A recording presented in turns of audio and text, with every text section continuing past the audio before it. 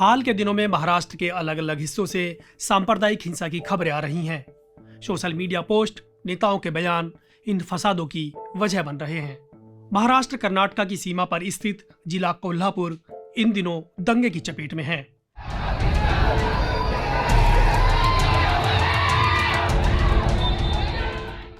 यहां इंटरनेट सेवाएं बंद कर दी गई हैं। पहले इस बयान को सुनिए, उसके बाद हम इन घटनाओं का सच जानेंगे। महाराष्ट्र में अचानक कुछ जिलों में औरंगजेब की औलादे पैदा हुई है, जो औरंगजेब का फोटो दिखाते हैं, औरंगजेब का स्टेटस रखते हैं। और अब इसका जवाब भी सुन लीजिए। और ये कौन सी जबान है?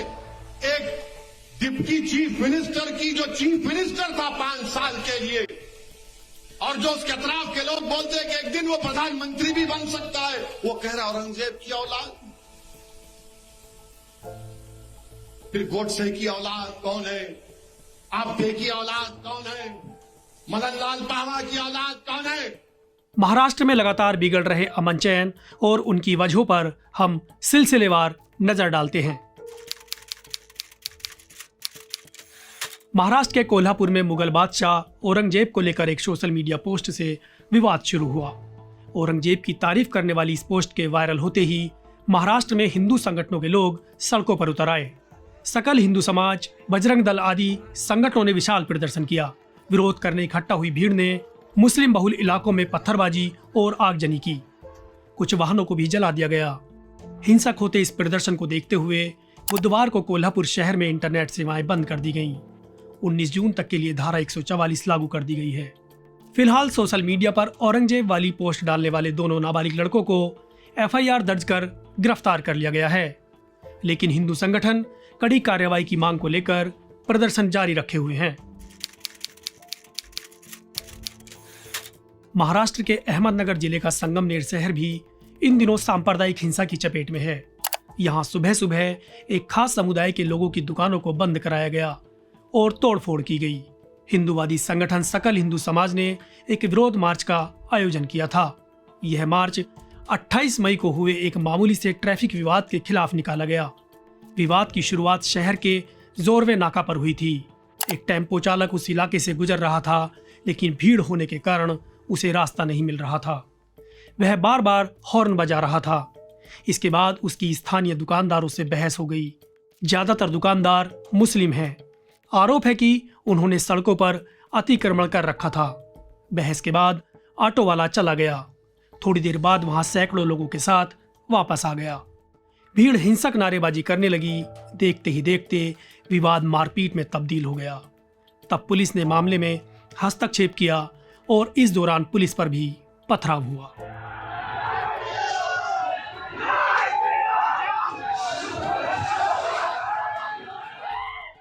घटना के विरोध में 6 जून को सकल हिंदू समाज ने विरोध मार्च का आह्वान किया। इस मार्च में लाठी उठाओ और लांडे को भगाओ जैसे नारे लगाए गए। लांडे मुसलमानों के लिए इस्तेमाल होने वाला अपमानजनक शब्द है।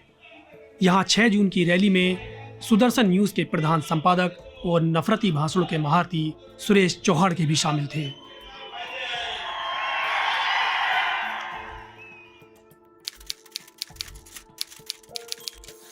ऐसी ही एक घटना अहमदनगर में छत्रपति संभाजी महाराज की जयंती के अवसर पर निकाले गए जुलूस के दौरान हुई। जुलूस के समय लगाए गए कुछ नारे झगड़े की वजह बने। अहमदनगर जिले के पुलिस अधीक्षक राकेश ओला के मुताबिक जब जुलूस शेरगांव के शिवाजी चौक इलाके में आया तो एक मस्जिद के सामने कुछ नारे लगाए गए, जिससे बहस हुई और स्थिति पथराव तक बढ़ गई। पथराव में एक पुलिसकर्मी और होमगार्ड समेत 4 लोग घायल हो गए। पुलिस ने मामले में 2 अलग अलग FIR दर्ज की हैं। इस घटना में कुछ वाहन और दुकानों को भी नुकसान पहुंचा। इस घटना के एक दिन पहले अकोला में भी सांप्रदायिक हिंसा का मामला सामने आया था। यहां पैगंबर मोहम्मद के खिलाफ एक आपत्तिजनक इंस्टाग्राम पोस्ट के बाद हिंदू और मुस्लिम समुदायों के बीच हिंसक झड़प हुई। इसमें एक शख्स की मौत और कई अन्य घायल हो गए।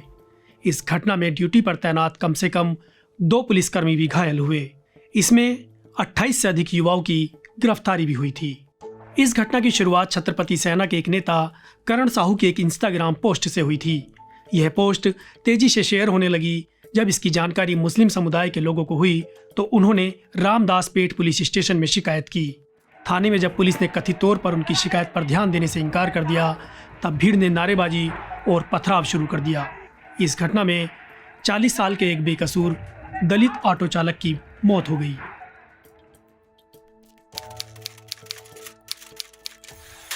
महाराष्ट्र का छत्रपति संभाजीनगर, जिसका नाम पहले औरंगाबाद शहर था, यहाँ 30 मार्च की तड़के दो समूहों के बीच झड़प के बाद दंगे जैसी स्थिति पैदा हो गई।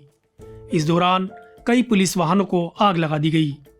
घटना की वजह बताई गई कि किराड़पुरा इलाके से गुजर रहे एक बाइक सवार समूह ने नारे लगाए, जिससे कथित तौर पर दूसरे समूह को उकसाया गया।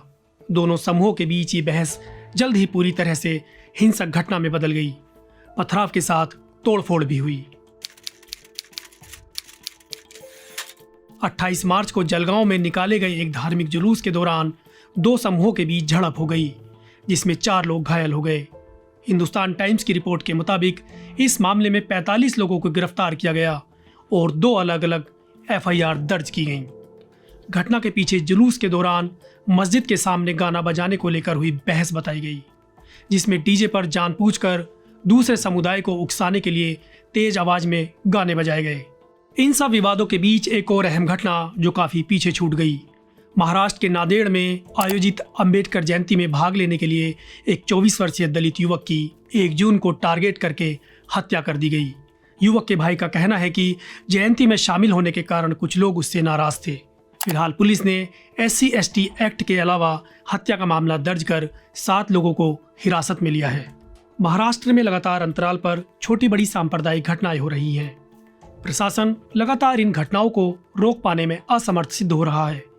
ये घटनाएं राज्य में उस उग्र सांप्रदायिक हालात की एक तस्वीर पेश करती हैं, जिनकी छाया में आगामी लोकसभा चुनाव होना है। मीडिया से आपकी सबसे बड़ी शिकायत क्या है? यही ना कि वो आपकी बात नहीं करता, आपकी खबरें नहीं दिखाता। इसका इलाज ये है कि मीडिया में आप इन्वेस्ट करें, ताकि मीडिया आपकी बात करे। सब्सक्रिप्शन आधारित मीडिया इसका जवाब है।